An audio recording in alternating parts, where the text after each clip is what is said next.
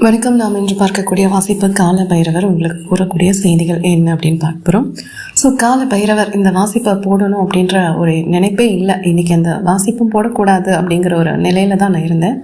ஆனால் என்னன்னு தெரில, மனசுக்குள்ளே டக்குன்னு ஒரு குரல், இந்த வாசிப்பு போடு அப்படின்ட்டு.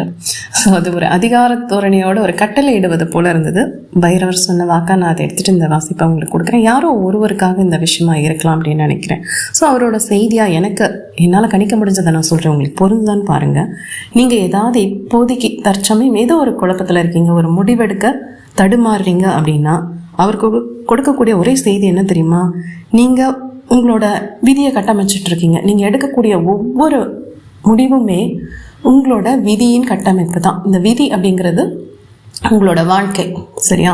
ஸோ இந்த கட்டமைப்பு நான் சொல்கிறேன்ல, அந்த கட்டிடத்துக்குள்ளே தான் நீங்கள் வாழ போகிறீங்க. நீங்கள் என்ன செய்கிறீங்கோ அந்த செயலுக்கான ஒரு விளைவு கண்டிப்பாக நமக்கு இறைவன் கொடுப்பார். இந்த ஆற்றல் நம்மளை அங்கே போய் நிறுத்திடும். ஸோ செய்யக்கூடிய எந்த செயல்களுமே ரொம்ப கவனத்தோடு செய்யுங்க.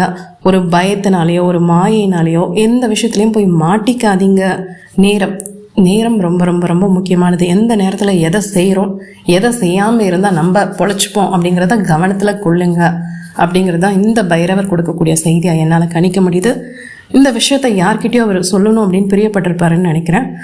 தெரியல, இது யாருக்கு உபயோகமாக இருக்கட்டும், இல்லை உங்களுக்கு இது பொருந்தலை அப்படின்னா நீங்கள் இதை தவிர்த்துருங்க. நன்றி. வாழ்க வளமுடன்.